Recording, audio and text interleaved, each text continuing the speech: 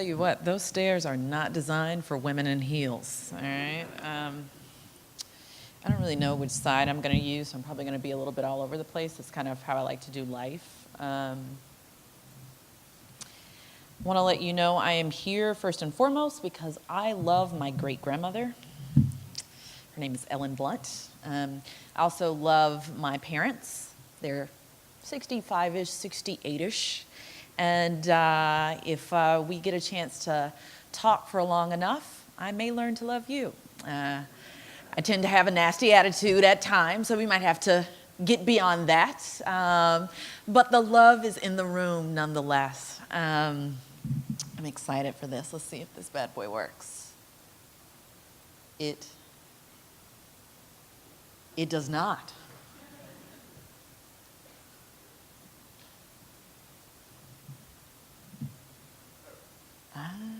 There we go. All right. How do you want to live as you're aging? We're all aging. By the time we leave here, we'll all be about a couple of hours older than we came, right? Would you like more gray hairs, less gray hairs, a few more wrinkles, fewer? We should be thinking about these things every day, whether we're 8 years old or whether or not we're 80 years old. But even more importantly, there are other theories of life. Specifically, there's a poem that states that we should be born old and die in orgasm. I think it's quite the idea. Unfortunately, that's not how things are going. 10,000 people turn 65 every day. It's a phenomenal number. That means that we are rapidly changing as a city, as a state, as a nation. Soon, there will be more people who are over 65 than there are people under 18. That's a lot of AARP cards. I believe in a world where older adults get free massages and are VIP at the spa. I do. Unfortunately for you, I am not the designer of the world. So we'll have to do a little bit of work together in order to make that come true. Tonight, you are the designers. Designers of a world where 10,000 people turn 65 every day, and they all have one demand. We'll say it together. We want to go to the park. This talk is called 102 Years Old or Younger, Designing Parks for All Ages. 102 is the age that my great-grandmother reached. And I think other than the fact that Randy tends to like the crazy things that I say, he invited me here because I wrote an ode to her once she passed on. And I'm going to read a little bit of that to you. It states, 102-year-old great effing storyteller died on Sunday. She lived 102 years, had at least 3 husbands, and definitely had more sex in her life than I'm having this year.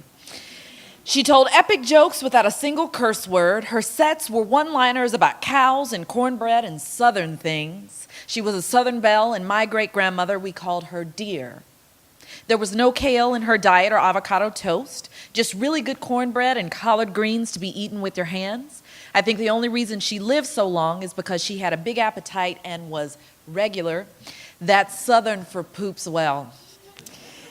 Dear is or was from Mobile, Alabama, the home of Mardi Gras, racism, and unbelievably great storytellers. She lived long because it was in her DNA to do so. She did not eat healthy. She did not do the things right. But I'm sure she would have enjoyed going to the park if she had been able to. But unfortunately, she was not able to do that. The caretaker that was with her at all times barely wanted her to get out of her bed. They were afraid that she would hurt herself. So sometimes fear of a caretaker prevents you from getting outside and going to the park. I'm from the Radical Brand Lab, and this is important because, well, you should know where I'm from, and B, I'm a brand strategist, and that's what's informing this talk. We answer the big questions. We don't just make up pretty words, and we don't just draw pretty pictures. We answer the question, who are you? Who the hell are you, as I like to say? What is the story that you want to tell, and why in the world do you even exist? The reason why people 65 to 102 years old don't go to the park is because Portland, because Oregon, because the United States of America has not decided that we are a people that cares about people in this age range. We have wonderful organizations like AARP that do care, but that is a silo. We need to increase the power of people who give a damn about those who are wise enough to stick around with us for 6 decades to 10 decades, don't you think? Our task is to design a world where it is easy, effortless, beautiful, and energizing for people aged 102 to 65 to go to the park and live their best lives. Their best lives. People like to forget that if you're between 65 to 102, you do things like walk, exercise, have fun, and even go on Tinder to have dates. Maybe not Tinder. A good friend of mine goes on to something called Our Time. In other words, you're trying to live life just like you were when you were younger. And if we're smart about things, if everything we do in our public space is great for an 8-year-old and an 80-year-old, then it will be great for people of all ages. We forget the fact that when we do design right, when we do design for all populations, including our most vulnerable, that we have the opportunity to better life for everyone. I was once in the restroom. Yes, I'm taking you there. I was sitting down and I'm on the toilet and I see 2 things in front of me. I see a knob that's right in front of my face. I'm pretty short, so it wasn't that high, and I see one that's up high. That knob that was up high is the one that you would normally see to put your coat or your jacket so it's not on the floor with all the nasty stuff. And the center one, I was wondering, why in the heck was that there? It was there because there are people who may be in wheelchairs who may not be able to reach the one up high. This was a bathroom that was designed by someone who gave a damn by those who might not be able to stand tall and hang their coats. So we have got to change the physical infrastructure of parks to make sure that it accommodates what people age 65 to 102 actually need. Now I'm going to go through a list of attributes that a study from the Journal of the American Planning Association in 2016 came up with, speaking to low-income seniors about what they desired. First and foremost, you'll see in the center, something that I call patient crosswalks. What does that mean? It means that a crosswalk is not expecting you to cross it in mere seconds or even a minute. It means that it is okay with you taking your time, because imagine you have a cane. Because imagine that you have a hip that's a little sore.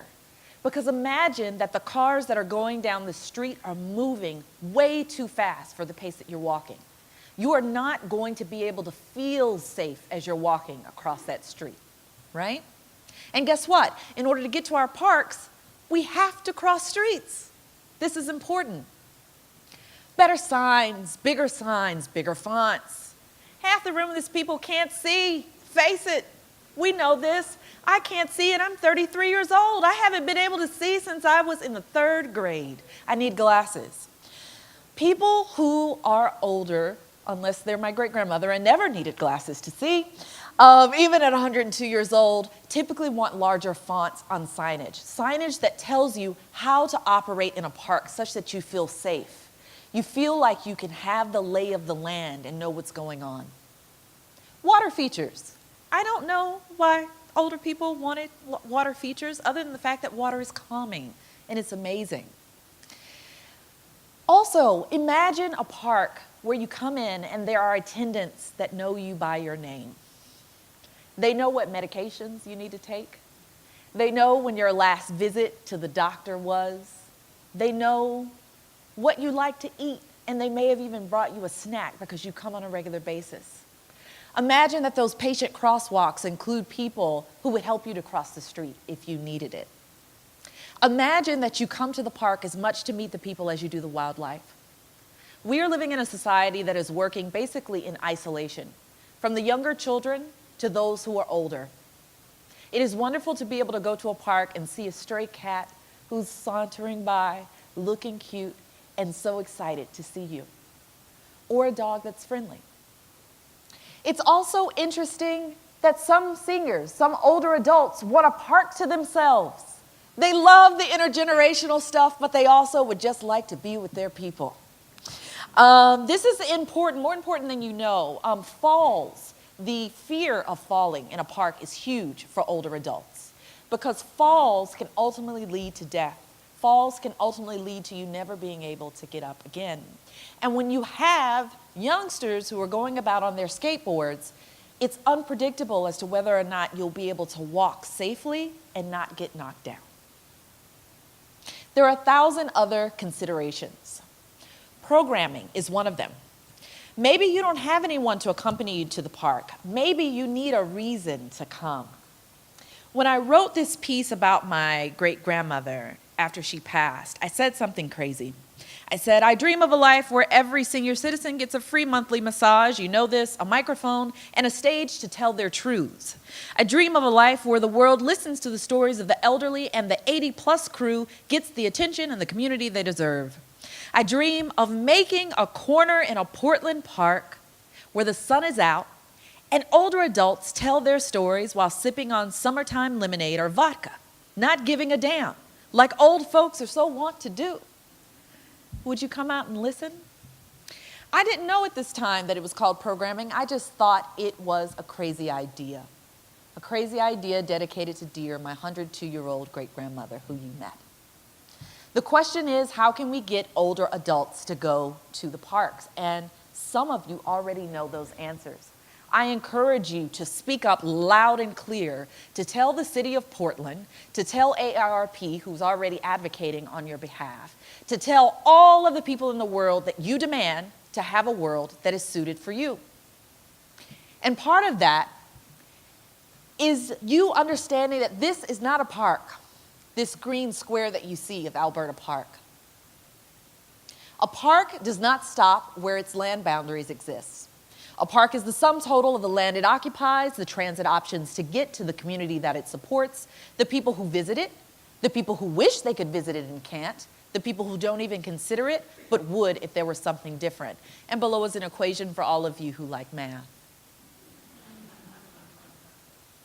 What's between you and the park? Go tell somebody. We need to know. The ability to go outside and travel a mere 0.5 miles or 10 minutes or less to find green space with animals, friendly humans, be nice to each other, and interesting things to do is a basic human right and a sign of a healthy community. 3 things to remember. Older adults exist, older adults matter, and older adults are not a nice to have consideration. You are the future. Thank you.